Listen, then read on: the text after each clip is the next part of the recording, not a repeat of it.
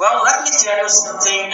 Before I came here, I was just teaching another lecture online before coming here. Because the program that I was teaching here in this university is coming to an end. So they're probably going to transfer me to someplace else. I'm not sure yet where I'm going to be. But I was giving this demonstrative lesson for my next job. So I needed to give that lesson, right? And now I'm here to give my second lesson of today. And I was giving the first one because I needed to give it, right? So I want to still have a job for the next semester.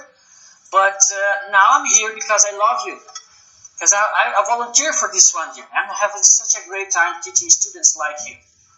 And I grew up in an area when I was your age. I remember that I like to go to events like this one. So when people come and speak their minds about many subjects, and sometimes I watch some very good ones, very inspiring ones. So I got some ideas and my inspiration by coming to activities like this one. I never expected that I would be a person one day who would be given such a speech like this, especially in a foreign country. So I hope that I'll be able to share with you guys today something that's going to inspire you. So something that's going to drive you to be better than yourself. Try to drive your efforts to be something better, something good. So I hope to have a really good time with you guys here. So not all of the time I was able to speak in front of a pulpit like this. And to be honest, you may not going to believe this, but I have a really hard time to speak in public. So how can a person like this be a teacher in speaking in front of many students? So this is a skill that you have a capacity to develop. And we're going to be talking about this today. So the more skills that you have, knowledge and priority in your life, the better, the further you can go in your life. Giving better, helping other people, make more friends. So these are the things I'm going to talk about to you today. So never stop learning and don't mix it up your priorities. So this is a few core things that you have to have in mind. And I'm going to discuss with you. Okay, let's go for the next slide. So this is the topic I'm going to talk today about learning and priorities. I'm going to put those things together. So I want to start by telling you a story, okay? And this is a story of a father and a kid. And they went to fishing one day.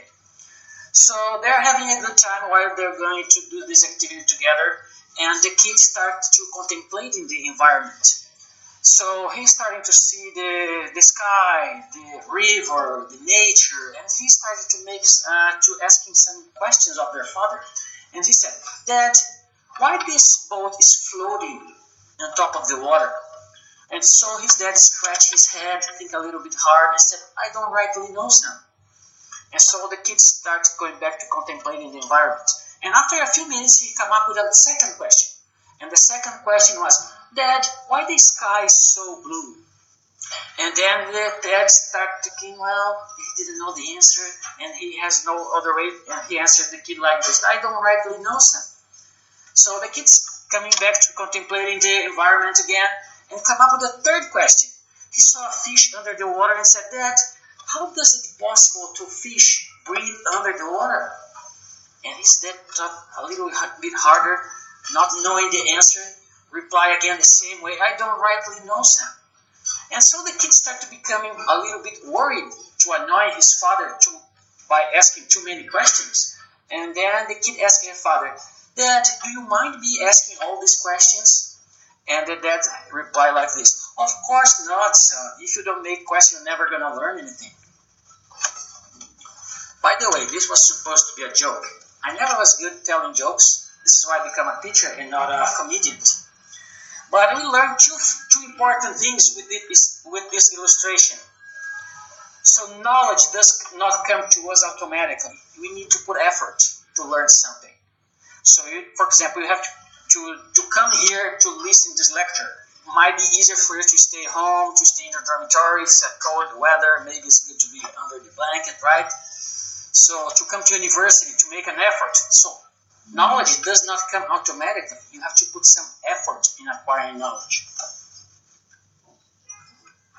So, and another thing that we learned from this story that our parents usually make a sacrifice to put us in a better situation. Sometimes they are making sacrifice to put here in this university. Sometimes they are doing this to give you a better education that they never had. For example, my father, I have a higher education than my father, and he's pleased with that. And if my kids get a better education, a higher education than me, I'll be pleased with that. So families usually put, sometimes you don't get along very well, right? But they usually want the best for us. So they sacrifice for us so we can have a good education. And do you ever thought about why they do this? Why do we want our kids to learn to be better than ourselves? There's an important reason. So education is the most and single important thing that you can acquire in life that's going to have a huge impact on your whole life, including your income, but not only on that. So education is going to make you live better. And education does not mean to acquire only a university degree. There's several ways of that you can learn education, that you can learn more. So we have a formal education like this one here in the university when you got a degree, right? You have a certification that you are very good in accounting, very good in psychology or whatever. But there is informal education. You can learn by studying books, coming to lectures, participating in discussions, and many other ways. We're going to be discussing a little bit more of this. And non-formal education, maybe an online course, maybe somebody's teaching you. Maybe it could be even some people that you know, your friend, your parents, they kind of give you knowledge how to do things. That is not very uncommon. Kids doing the same profession of their parents because they learn from them. They have their experience. So the parents teach their kids. So do not think about education only about going to university. And I'm gonna share some experience where education benefited me, but I did not acquire in the university. So I will talk a little bit about education, knowledge, okay? But now I wanted to talk a little bit about priority. What it is priority? Priority, it helps you to work in the important things. You may be very busy, but if you're working in the things that doesn't really matter, so you're kind of wasting your time. I wanted to tell you about a little research that was made in a hospital. And these are the 5 most common regrets people have at the end of their life. And this was witnessed by a nurse. So if you read those 5 mistakes or 5 regrets that people have, so they're talking like, I wish I had the courage to live a life true to myself, not the life of others expected of me. This is the first regret. The second, I wish I had worked so hard. I wish I hadn't worked so hard. I wish I had the courage to express my feelings. I wish I had stayed in touch with my friends. I wish I had let myself be happier. There is something in common on those regrets. Can you spot it? None of them are wishing that they have more money. None of them are wishing that they have worked harder, they stay more time in the offices. They are wishing something very different. I'm not saying, for example, when I talk about education, it's going to improve your income for the rest of your life. So there is a study of people who has higher education, they earn more than people who doesn't have it. But money does not make you feel happy. For example, with money you can have more time for family, you can buy gifts, you can have a more comfortable life.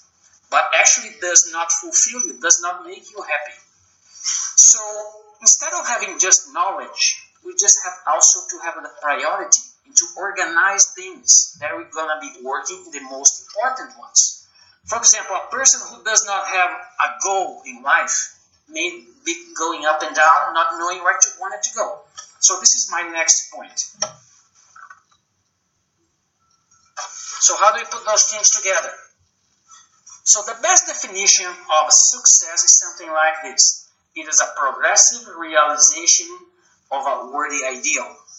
So success may be meaning different things for us. Maybe my success definition is different than yours. Maybe you want to be something, I want to be something else. But all of us wants to be in some place in the future. And if you don't have a goal to accomplish that, it's going to be very hard for you to accomplish. So someone has said that spending your life running up and down and never having to cross a goal line. So this is a game, right? Football. So the point here is to cross the ball on the goal line. So they make a point. So if that is not very clear for you, so it's going to be very hard for you to achieve something. Let me show you something. This is a story. This is a kid's story, okay? It's very famous in your Western country. This is called Alice in the Wonderland. Even Hollywood made a movie into this. So we can find several cartoons talking about Alice. And they are a very important subject in this story. It is when Alice comes to a crossroad. And she doesn't know which way she should go. And she sees a cat in the tree. So she asks the cat, which way is the better way? Which way should I go? And the cat answers her like this. If you don't know where do you want to go, it doesn't matter which way do you choose. So this semester I was teaching professional and personal development. And I used this book here. This book is called about the 7 habits of highly effective people. In the second chapter, he talks about begin with the end in mind. So before you start doing anything, you wanted to have to know where do you want to be. For example, for you to come here to this university, so you wanted to be an accountant. This is why you came here. Maybe you searched several different universities. What are your options? Maybe you have to commit 3 years of your life.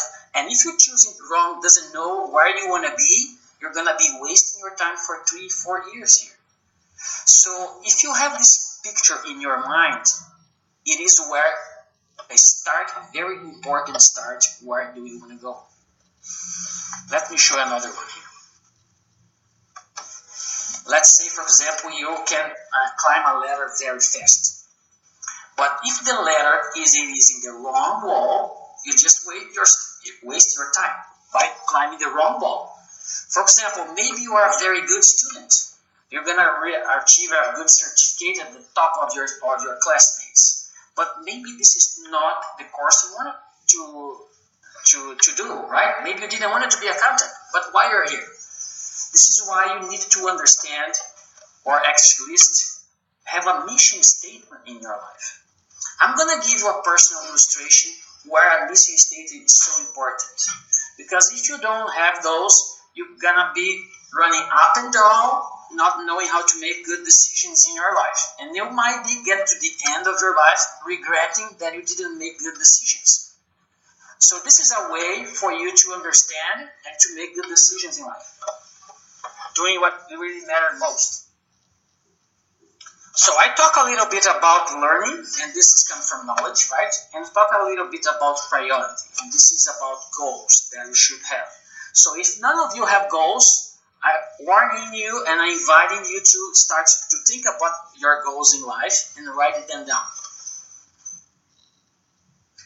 So knowledge and goals they are responsible for making good decisions in life. I'm going to talk about this now. This is an example for my own personal life, okay?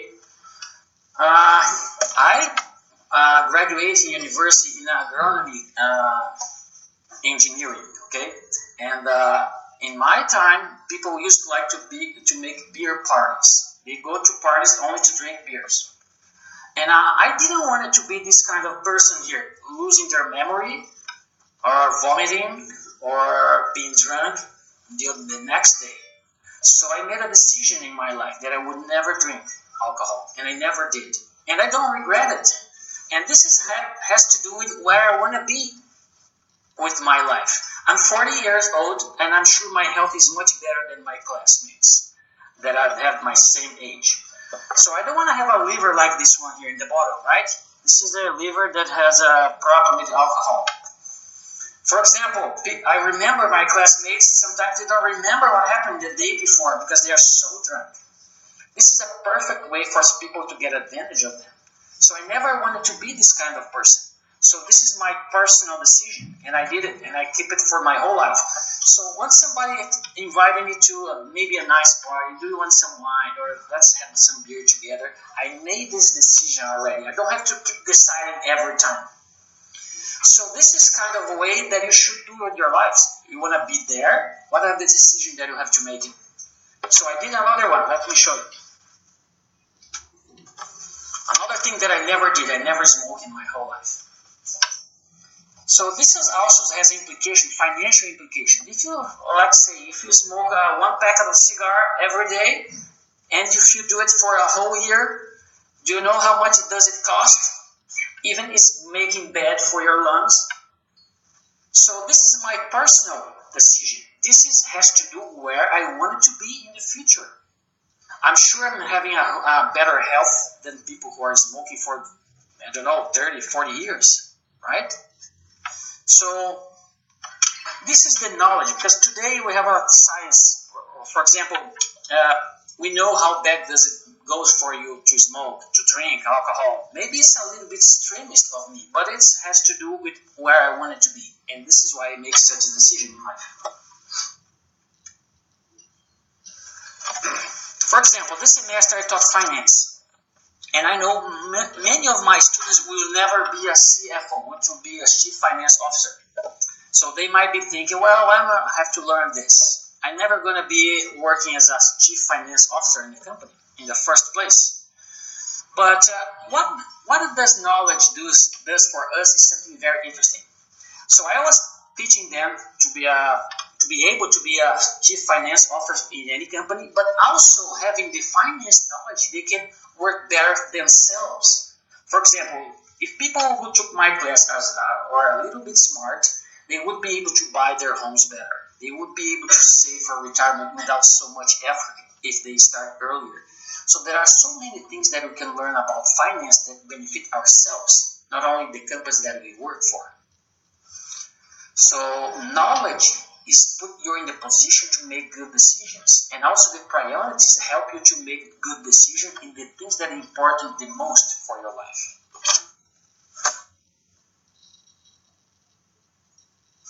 Now I have a question for you. What about when you don't have the knowledge to make a good decision? So we are not experts in every field, and sometimes you're going to make a decision where you don't have enough knowledge to do it. So how do you do it? So let me share my experience, okay? I saw this post here in your library, okay? And I took some pictures of it. I'm not sure what's saying there, but I hope it's saying that good is the book is good for us, right? They have knowledge, so yes. If you have, this is a very good habit for you to have. For example, I ever go off to sleep, and every night I read something. So it's a good habit for you to have it. So always learning something different. So I was talking about education, and education is not only acquired in university. You can acquire in books, you can acquire for other people, you can acquire in lectures like this one, you can acquire in discussion forums, reading books, and many other ways. And this should be the way you make your seek for information to make a decision. I'm going to tell you one of my personal experience. So before this, I wanted to caution you. So this person here, David Hedgehogs, make this citation. We live in a time of greatly expanding and disseminating information, but not all of this information is true. So nowadays we live in the time that the internet is so easy for us. With the type of few strokes, we can find information about anything, but not all of them are true. So we have to be cautious on this. So we need to be cautious that we seek the true and true sources for that search.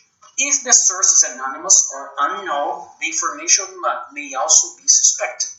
Our personal decisions should be based on information from sources that are qualified on the subject and free from selfish motivations.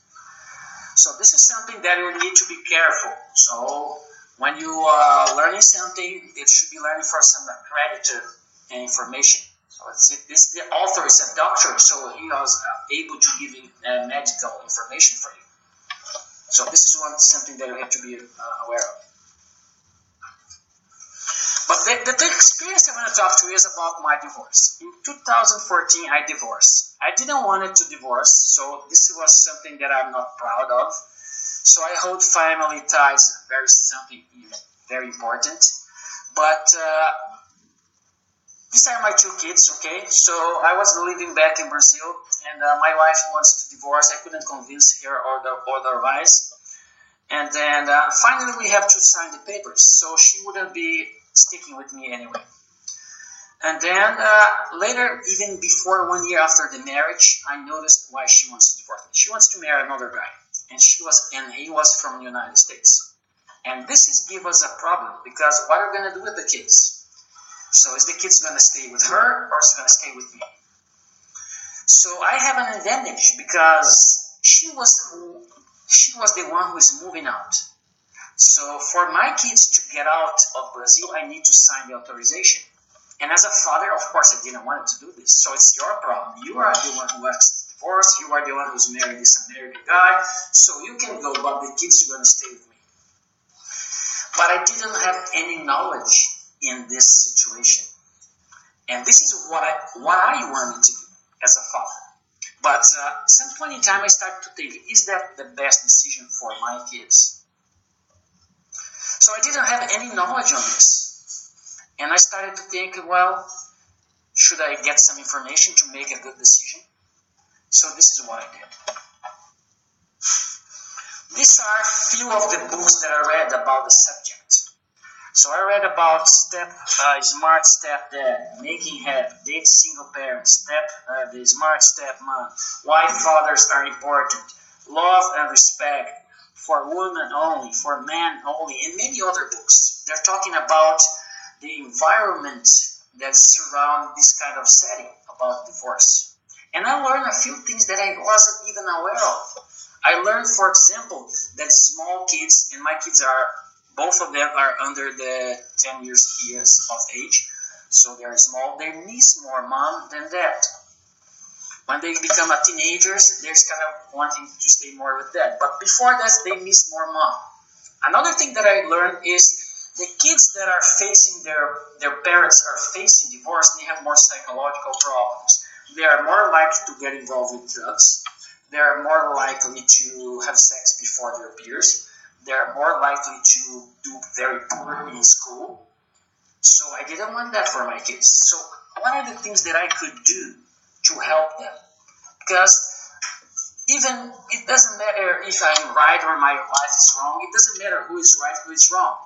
So as much as I am their father, she was their mother. So they don't care. They love both of us. So divorce for kids is a terrible thing.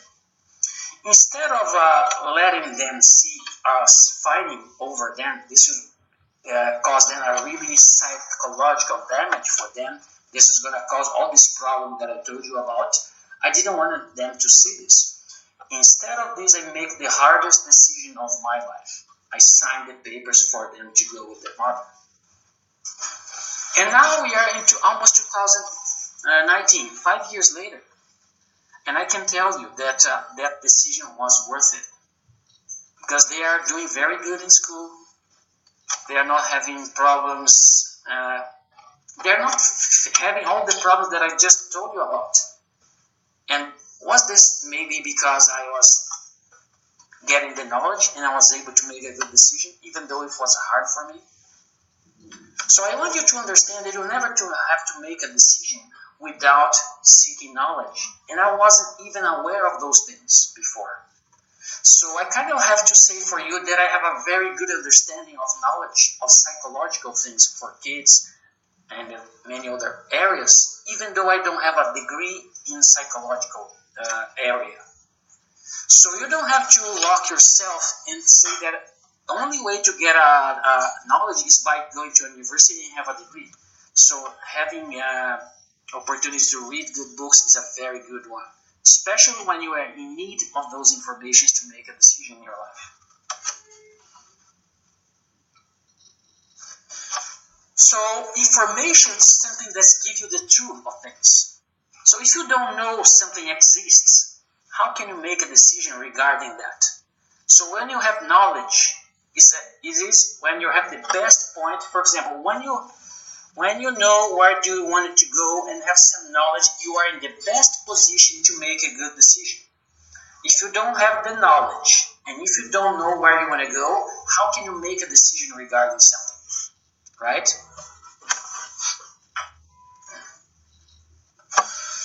point here is learning is a lifetime endeavor. So this is my last degree. I was just took it last year. So I'm 48 years older. I'm still going back to university, doing certificates, doing specializations. This is not something that I say that you have to do all the time, but it's also giving me the opportunity to make friends, to keep my mind busy learning things, and this is giving me a sense of pleasure because the more I learn, the better, the different way I view the world. And I want to talk to you about something very specific here that both of us have in common. Okay, before talking that, this is one more citation that I wanted to give you. Ask most people if they have goals, and they say, of course. So if I ask any one of you, where do you want to be, you maybe have a kind of clear picture in your mind. But if I ask you, do you have those goals written down? And they scratch their head and said, does it matter? Do I have to have my goals written down? So you bet. In a study done in Yale University, research found that the people who wrote down their goals achieved them 97% more often than those who did not. Remember when I talked about the second chapter, writing, having the end in mind before even start something? So I kind of invite you to write down your mission goals in life. So every time you're going to make an important decision, is that correlated with your mission statement? It's going to help you to make better decisions. Now, this is something that I wanted to talk to you now, about something that we have in common. So many of you might think that English is my native language, but it's not. I'm Brazilian and I speak Portuguese as a native language, okay? And for many of you, right, English is a second language. And if you don't know English, what you're doing here, right? You're not going to be understanding me, right? So I wanted to talk to you about learning a new skill. And I want to talk to you about learning a language, okay? I'm going to give you several advantages of learning a language. So if I ask you what would be the advantage of speaking English, you might say, well, I may talk to people that I don't speak my language. This is obvious, right? But there are many things that are not so obvious. For example, if you want us to hire somebody to do a job for you, and he has a university degree, and somebody else has only a high school degree, but the job is going to ask them to do has nothing to do with the university degree that this person has. But you are inclined to hire people with a higher education because they have an educated mind. Even though it's a different field, these people knows how to think, knows how to learn faster, has been going through the university, they have to do tests, they have to do many things. So these people are smarter, right, than the one who has not that education. So even though it's a different field, you understand that people has better education, has a better chances. So, for example, these are some advantages. People who speak more than one language, they make better decisions in life. And so this is the explanation. Communicating in a learned language, reducing the role of potentially unreliable instinct. One very interesting point is I find out about this one suggestion is this. Suggesting that the people who speak a second language make better financial decisions in their life. Did you know that? So when you learn a language, for example, if you compare Chinese with English, they have different structures. So maybe one language uses a verb in front of the subject and the other uses different. For my language, we have masculinity and femininity for objects. Some other languages don't have this differentiation. So by having two different structures in your mind, you have to think differently when you shift from one language to the other. So it helps your mind to think differently, be more creative, be more careful when making including financial decisions. This is a side effect of learning a language. So you start processing sounds better. This is another one. I want to go with this because I don't want to stay too much time on those.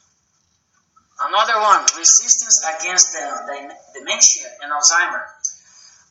Do you know what Alzheimer is? Alzheimer kills the connections in your brain. So this is why you start losing memory.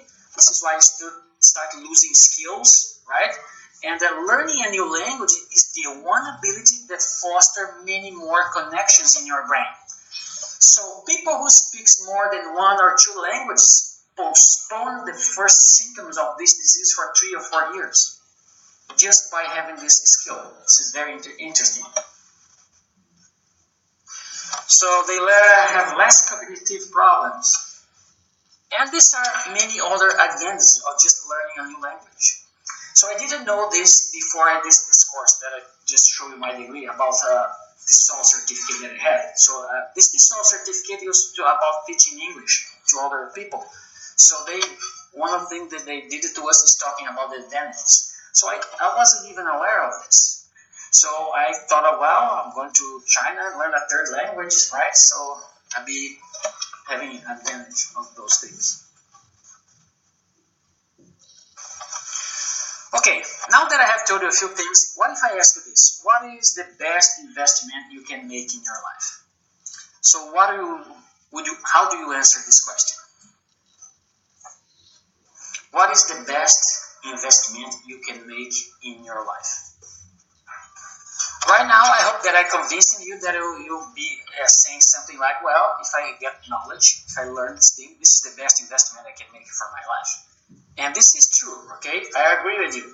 But the hint here is, what is the one thing no one can take from you? Knowledge is one of them. Because I remember when I got divorced, so I lose my home, I lose my kids, I lose everything to my life. I just don't lose what I know. I just don't lose my certificates. I just didn't lose my knowledge. And to tell you the truth, the knowledge that I have, it is what opens the doors for me to be here today. Having this adventure, in a different country. And I'm loving it so much to be here in China, learning from you guys. But I'm inclined to say that besides knowledge, I believe there is something else that no one can take from us. Remember in the first few slides on this lecture, I was talking about something that fulfills us inside, and this wasn't money. So knowledge does not fulfill us. There are people who are very geniuses, and they are very miserable in life. So if I ask you, what's something that everybody's pursuing? We're pursuing happiness, right? And what brings us happiness is our relationships. So when you do good to other people. So our good deeds is something that no one can take from us. And I'm going to give you some from my own experience. When I was in university, I stopped university for 2 years to do a volunteer job. So this is my country, okay? I'm from the blue part here. I'm from the south of Brazil. And I stopped my university for 2 years and I did a volunteer job in the green area. This is the north of Brazil. And here are some pictures. So in the north of Brazil, we have a city called Manaus, it's the capital of the state of Amazon, and it's in the middle of the rainforest. And there we have this river. This river have a dark colors and a white color, so they go not mixing the waters for 6 miles. So many tourists go there just to see that place. And this is a pier, they're very famous piers in that city. It was built by material that comes from Europe. And this is me, right, pointing with the green arrow. So I was there doing this volunteer job. I was not receiving any money for it, just there, just helping people. And this is one person, one couple that I end up helping. So I become with this guy here, and his name is Pedro, and her wife calls Alicia. And I was becoming friend with him, helping him, encouraging him to overcome his problems. And I didn't do too much for him. I didn't give him money. I just was his friend, giving him encouragement and things like this. And this was in 2000. This was before 2000. This was in 1990, almost 30 years ago. Okay? I just wanted to keep that in mind. Okay, now let's go back to this present date. So the beginning of this year, I was planning to come to China, right? So I needed a lot of paperwork to do. I need to go to the Chinese consulate to certificate my diploma, and then I have to go back there to get my visa and everything. It was in a different city, so I needed to go there, book a hotel, and wait for the visa to be ready to pick up, and I have to pay for all those fees. But What happened is this guy here, Pedro, he moves to São Paulo last year. And he calls me and said, Gamero, I'm here in São Paulo. I'm very close to you. Now I want you to come here and visit me. So he didn't have this chance because he was living in one extreme of the country and I was in the other extreme, so very far away. So I never had visited him actually. And guess where did I stay when I went to São Paulo to get my Chinese visa? So I didn't have to book a hotel. He took me everywhere I needed to go. I stayed in his home, and here are some pictures. So here is me with him having we went out. He showed me a lot of places in São Paulo. I stayed in his home, and I needed to go to São Paulo more than once. I always stay with with him and his family. So everything that good that you do comes back to you more than several times more. I'm not saying I didn't help him expecting something of him. I was 30 years that I didn't see this person, but I get something unexpectedly. So he was the one who helped me in São Paulo, and I didn't have to pay a hotel or anything. And I really did have a great time with this guy. Talking about those 30 years, about our life, so I learned he had 2 more kids, so I get to know her daughter that I didn't know at that time when I was meeting him in Manaus. So I wanted to tell you something. I don't know what your beliefs is, but I know we were born here. We didn't bring anything from where we came from. So we were born naked, right? And we can be the richest people on earth. When we die, we're not going to take with us. But perhaps one thing that we might take with us is the good deeds that we did, right? Our friends. I don't know where we're going to go. But I'm sure that we don't take money with us. But perhaps we take this. And there is one more thing. This is what fulfills us inside. This is what makes us happy, it's not money. Money can facilitate things, but does not fulfill us. Okay, I want to talk about something else now.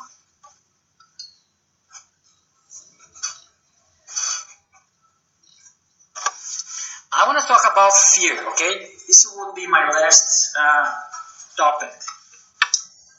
So, what is fear? Fear is something that all of us have. And when I started my career as a teacher, I have to tell you, I was very afraid of speaking in public. How can a person afraid of speaking in public come here and overcome this fear and have so much pleasure in giving lectures like this? Because I'm really having a good time here. So I like to share my experience. I like when I see people, wow, this is good. I want to do like this, inspiring people. So I was, a few back years ago, I was one of you sitting here, listening to people speaking and say, wow, this is good. I want to do this. I was inspired by this guy. I want to get the same thing. So fear is something that prevents us to arrive or achieve our own goals. Okay? So this is why I write here. Fear stops ourselves from achieving, from connecting, and from feeling happy. But fear has a very interesting characteristic. It dresses as something else. For example, if I am afraid of speaking in public and the teacher gives me assignments for the presentation, instead of admitting that I'm fearful of doing this, I may become sick the previous day. This is my body finds some way for me not to do the assignment. Maybe, for example, you are afraid of, I don't know, maybe to travel. Maybe because you are afraid to travel, you become very irritated the day before. Everything is going to be nasty for you. So you're doing this to complicate the travel. But you are not even aware of this. So fear is a cross-dresser. It's always dressed in something different. And sometimes you're not even aware of this. So, for example, you might be, this is how fear dresses up. You maybe become anger, maybe become people-pleasing, avoidance, denial, meanness, neediness, selfishness, sensitiveness. This is how fear dresses up in you. To cover what? To cover things like, I'm not good enough, I am less than, I don't care, I'm not special, I am ashamed, I'm paranoid, I'm better than, I am perfect. Let me give you one very good example. Let's say you like this girl, okay? And you want to be thinking about inviting her out. But then comes the fear, said, well, what if she rejects you, right? And then you start thinking you're afraid of being rejected, and then you start to thinking, well, I'm not really interested in her anyway, so I'm not going to invite her. So the thing is, you're saying that you are not interested to justify your lack of courage to go there and invite her. So your fear of rejections made another excuse, and sometimes you believe it. You believe that's not fear, it's because you're not interested in her anymore. So fear prevents us to achieve many things in life. My question for you is, how your fear dress up? Do you know? Are you aware? How do you feel fear? What happens? You become a nasty person? You become anger? How do you become when you're fear of something? And how do you take back control of your life? So don't let your life be lived by fear, right? Don't let fear control your life. The first thing you have to be aware of, maybe because you're here today, you are aware that maybe you're gonna reflect more and see why you don't want to do stuff that you wanted to do. Maybe because you're afraid of something. Okay. So this is a fear problem. You have to start to looking at yourself and start to think, what are your social fear triggers? Maybe you are fear of speaking publicly. Maybe you don't want to, maybe you are fear of getting prospects to, I don't know, to date somebody, or fear of being rejected, whatever. So how does your fear dress up? You become sensitive, maybe you become shy, mean, people pleaser, or maybe you're showing off. You have to understand how you dress up in you. Let me tell you an experiment, okay? And we're going to learn something about fear. This experiment was people who was going to skydiving. People has to jump in the plane, right? Wearing a parachute. So this is a very dangerous sport, right? So many people are afraid of jumping their plane, right? So, and they have two groups of people. People who are afraid of jumping their planes, but they admit they are fearful. So they admit they are fearful, and they get the support from the coach, they get support from the classmates. They say, well, you have two parachutes, don't worry. If the first one doesn't open, the second one will open. You don't have to worry. So we're going to jump together, you have nothing to worry about it. So they get reassurance from the teacher, from the instructor, from the classmates. But there are people who are too proud. They say, no, I'm not afraid of jumping the plane. And these are the people who have trouble to jump in the plane. And I'm telling you, by not recognizing the fear, they are not able to reframe their fear, and they are not to get the support and reassurance. So they are the people who had the most problem to jump out of the plane, because they did not admit the fear. So when you admit the fear, you can reframe. You can call it something else. For example, if I told you that I was afraid of speaking in public before, right? So if I stay too much time without speaking in public, my old fear comes back again. And I can give it as a name. For example, this is my old 10 years self coming back again. So I'm feeling a little bit anxious in speaking in public. So by able to reframe and rename it, it's lower my amygdala response. So it's make you easy, right? So by relabeling your emotions, lessen your psychological reaction in the amygdala, wearing our fears, so we feel less fear. So these are the ways that you may be able to work better with your fear. So clarity. So start to understand yourself. How are you fearful? Be aware how it dresses in your case. So rename your fear, like for example, my 10-year-old self showing up again. So I'm a little bit anxious to do this, but by acknowledging and reframing, you'll lessen your fear response and make love to your fear. Research showed that self-compassion helps to sting out your fear away. And I'm gonna give you a challenge today, okay? And I hope some of you will take this challenge. It's a very simple one, but it's gonna help you a lot. But before I give you this, I want to tell you how it's gonna help you, okay?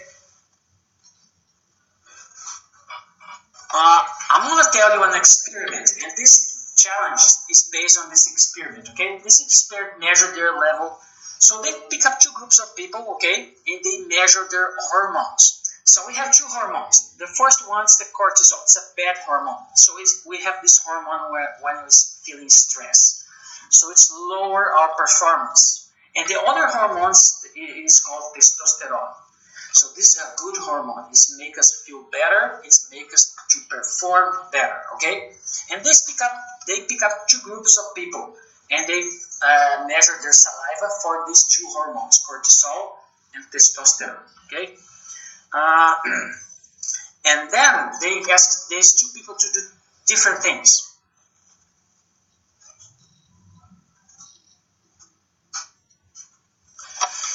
So let me say here, when we act like confident, body produces the very hormone who make us feel more confident. For example, if you act like confident, even though if you're not confident, your body starts producing the confident hormone, would be testosterone. But if you act like a very shy person, your body's going to produce the other hormone, would be cortisol. Okay? So they asked those two groups of people. For example, the first group they asked to make a power posing position. It's a position like this. Shows power, take more space, okay? So if you do this for a few minutes, your body starts to producing the testosterone hormone. It's going to make you feel better. It's going to make you perform better. For example, if you are afraid to speak in public like I'm doing right now, if you stay 5 minutes doing this position here, you make you feel better. You're going to come here and perform better. So I invite you, for example, if you have a job interview tomorrow and you are kind of nervous, try to make this position before going to the interviewer. Okay? So people who make this power posing position, after 5 minutes, they have measure their saliva again. And these are the results. For example, they increase their testosterone and decrease their cortisol, people who make the power posing position. And people who make the lower power position was the opposite. They increase the cortisol and decrease testosterone. So this is very interesting, because when you act like you're confident, your body produces the very hormone who make you feel even more confident. Okay, this is the high power position, okay? People taking more space. People are feeling confident, okay? And this is the lower power position. Let me give something for you. For example, if you're waiting for your job interview, if they're waiting and you're using your cell phone like this, you are making a lower power position. Did you notice that? For example, if you sit there, more space, like this, reading a newspaper, like this power posing position. So you should be aware of small details that are going to affect your life in the way you do things. And my challenge for you is this. If there are some students of mine here, I give this in class. And no one took this challenge seriously, because I didn't receive anything from them. And this is the challenge. Take 3 pictures with stranger in power posing posture. I could not ask you to do this if I wasn't willing to do first. So before I ask my students to do this, I have to do it myself, right? How can I ask something that I'm not willing to do myself, right? So I went to the channel part and I started stopping people. Well, can you take a picture with power posing position with me? And my problem is because not everyone speaks English. So some people did not understand me. They didn't stop to talk to me. So I have to stop several people before somebody actually could understand me. And these are the pictures. So it was raining on that day, so I had to get inside of the shop. So I asked people, well, can you stop it? I wanted to take a picture making a power posing position. So I took several pictures. And I was a little bit skeptical before, because, well, this is a good idea. So why do I have to do this? But the thing is, after I started doing it, I was having a blasting time. I was having a good time. I make a few friends, exchange contact with them. They become to know that I'm a teacher here. So I'm still chatting with some of them. Okay? So here is my WeChat contact. I'm asking you a very simple thing. If you can go out and talk to a stranger just to take a picture like this, making a power pose and position, it is not something difficult to do. But I know many of you are shy to do this. Even I was a little bit skeptical when I started doing it. So these are small exercises that we can do to help us improve our life. So just today I talk a little bit of a few things that you can do. We're talking about knowledge, we're talking about goals, and a few tips that you can start working on yourself to become a better person. And fear is one thing that prevents us to achieve many things in life. So I was one of those people. I wouldn't be able to speak in front of you guys like this. But nowadays, I'm enjoying so much. I feel so good to be here. I'm having a blasting experience here in China. And I have to tell you something. I was overwhelmed by the short time I was here, only for 3 months, and I have many students who come here to talk to me and asking me about dating, asking me about going abroad, asking me about learning language. So it was so much more than the money that I'm making. I'm having good friends, I have good experiences, and I'm loving to be here in China. So, for example, now it's getting too close to Christmas. Christmas is usually the time we get the family together, like you have the Spring Festival here. So I'm going to miss my kids, miss my parents, my brothers and everything. But otherwise, I will have such a good experience that if I have to decide again, for sure I will be coming to China. But I have to tell you, I was a little bit afraid of coming here. I never come here before. I didn't know how it's going to be. But I'm glad I took the chance to come here. Okay, I want to wrap it up. This is my final story, okay? And I'm going to finish here. But I wanted to tell you this story because this story inspired me a lot. This is a story that was happening in France, in the Revolution. So many years ago, they took the son of the King Louis XVI of France, and they put the king in the Bastille. This is a prison for political figures. And they have a plan to destroy the prince morally. So he could never see what life has reserved for him as the heir of the throne. So this is here's the story. So the revolutionaries took the prince, his son, and took him to another place. Even though he was the heir of the throne, they thought they could morally destroy him. He would never know the great and remarkable destiny that life has prepared for him. So they have this plan for him. Also, they carried him to a distant city where they left the boy exposed to the most defeating things the world could offer. They made him enjoy delicacies whose refinement would soon make him slave to the appetite. Those who live around them use the lowest language possible. They force him to live with the obscene and depraved woman. They expose the boy to the disgrace and dishonesty. Day and night he was surrounded by the most terrible circumstances that could drag a man's soul to the worst level of degradation possible. The prince received this treatment for more than 6 months, but not once he gave in to the pressure that he was imposed upon him. Finally, after exposing him to all kinds of temptations, his captors inquired why he had refused to give in to his appetites and had not participated in anything they offered to him. They were things that would give him pleasure, and they were within his reach.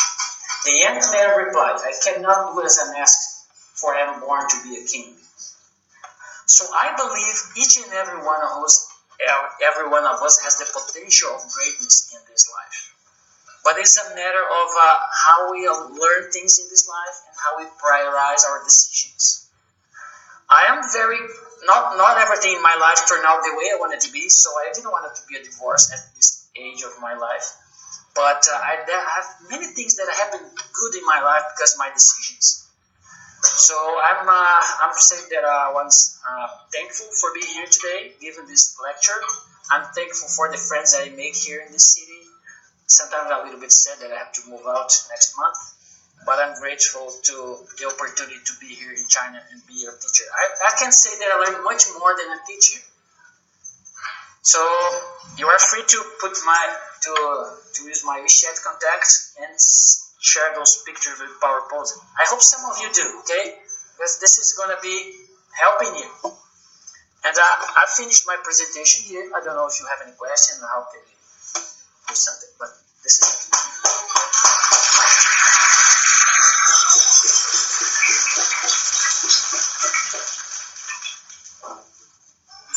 Any questions? 有什么问题没有？随意的抛出问题啊。那个，这边给我们分享了很多知识啊，我们知识啊，通过这个菠萝的。